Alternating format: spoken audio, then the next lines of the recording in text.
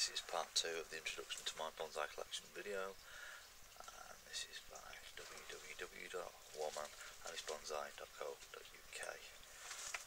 Continuing the journey around my greenhouse. Not strictly good bonsai material. It's a challenge, shall we say, but it's one that's always caught my eye, and it's a very interesting species. It's the monkey puzzle tree. As I said, this doesn't really make for good bonsai material.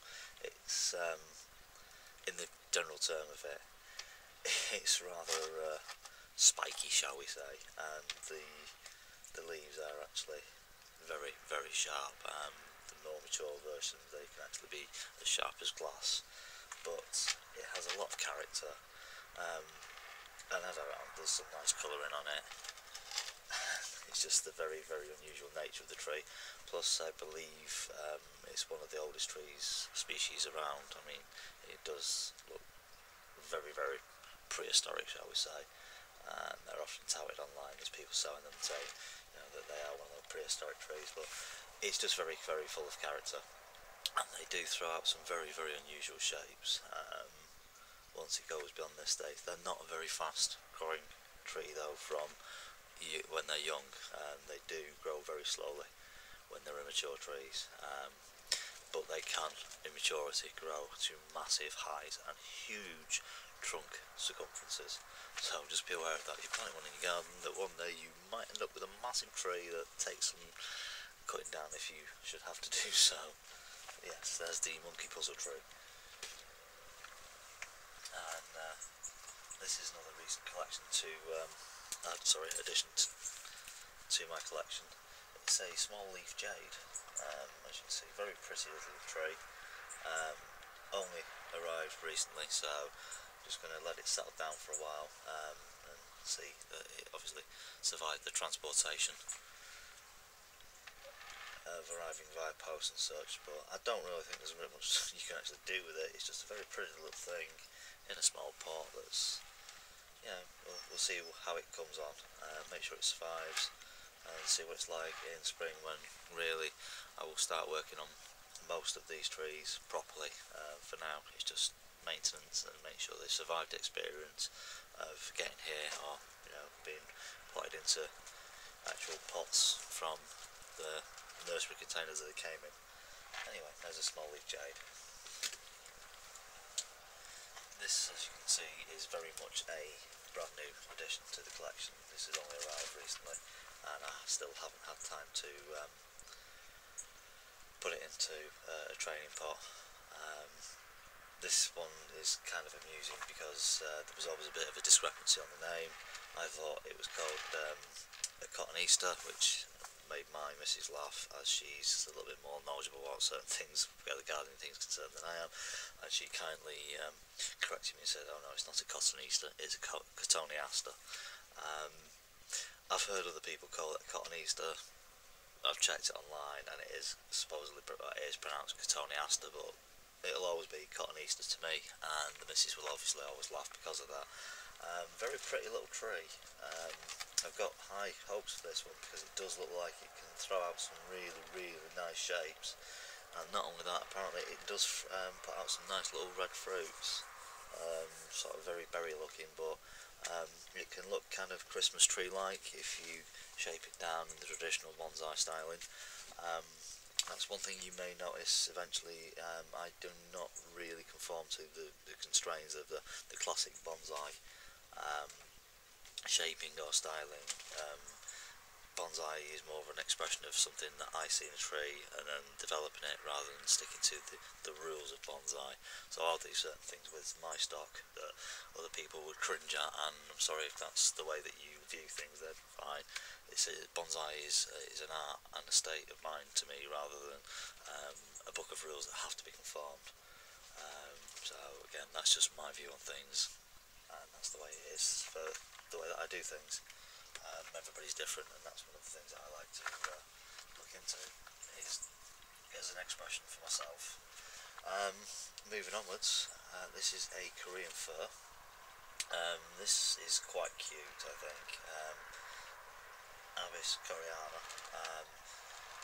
I've got quite a few firs, and I mean I've got quite a few pines as well, but these just do, there's something very, very magical about these. They sprout rather quickly once they're repotted, and you know, there's some nice shape already within the branch there, and once this has grown on a little bit, I think you'll soon notice that there is quite a good um, root structure on this one that's leading to some very, very nice structured rooting, which hopefully once I get this established and make sure it's fine after being transplanted from a training pot into, well sorry, the nursery pot into a training pot, that we will be able to develop the nabari, the root structure above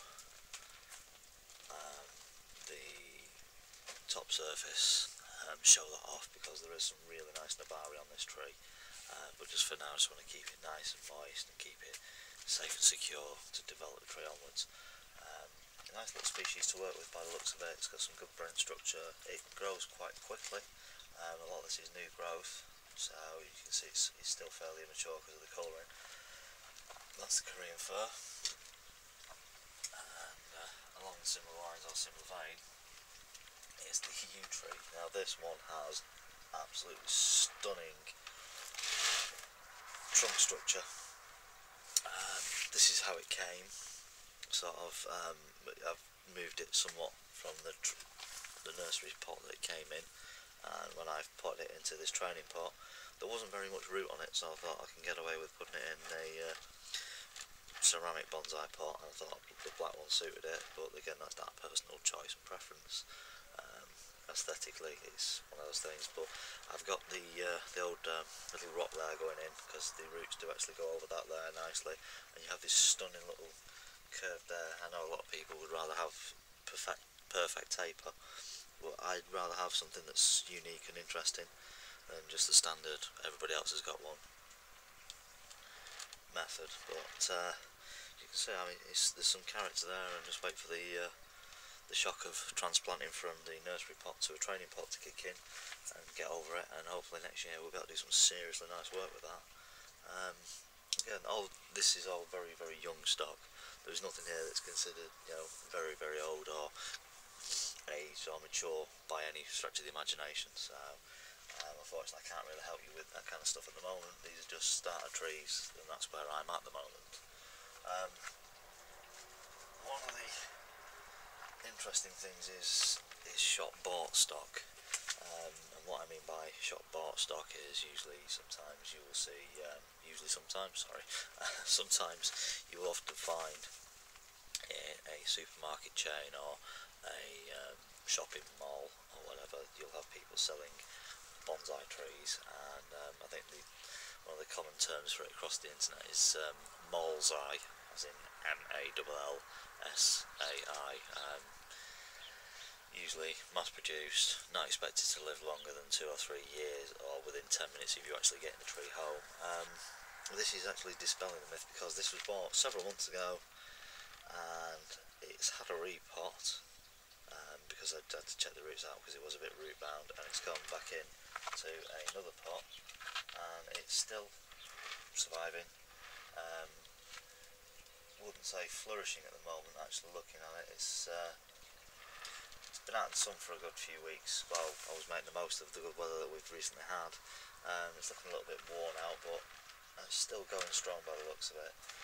Considering this was usually touted as having a lifespan of a few days after you've actually got it home, or the fact it's actually dead by the time you got it home, it's doing well. That's a Carmona, by the way. We actually bought a couple of these because the missus decided she liked one because it was cute, so we bought her one, and I got one for myself because I'm trying to essentially collect at least one tree from each major species or each major type of tree that's used for bonsai, and see where we can go with that. Now, moving onwards, this is a nice little tree. This is a honeysuckle, and as you can see, it's kind of going a little bit wild at the moment, but that's fine. I'd rather it show that it's all healthy and carry on growing a little bit before we start taming it down a little bit and making it into more suitable bonsai material. There are some really nice structures on this already. I mean, this bottom growth here, this has just come up. There was like a little bud that I left, and within a week or so, maybe a little bit more, because my shift pattern's a bit strange, shall we say. These bottom sections here have just absolutely sprung up out of nowhere and are going great guns. So I'm hoping that the rest of the tree can follow that, and I will actually take these out eventually to encourage the growth up further up the tree. But yes, Lonicera, honeysuckle, beautiful little tree by the looks of it, and it is quite flexible to a degree, so should be some interesting wiring work coming for that later, and I think we can do some interesting stuff with that. And last one for this tray is one of the other classic trees that, from what I've seen, is the Japanese acer. This one's a palmatum, otherwise labelled as a butterfly. I actually bought this tree, and there were two good trunks on it in the nursery pot that it came in. And when I went in to have a look at the nabari and see the root structure, when I got it home, it was actually two trees. So I've split the trees, and one's doing better than the other, shall we say, but again, I think they've been out in the sun and maybe for a little bit too long, which is probably a new mistake, but it's just giving them too much sun, because I didn't think it was that hot. But again, young trees, I guess, and they've suffered a little bit for it, but just trying to get them as much of a sun as possible, really, to be honest. Right, let's move on to the next tray.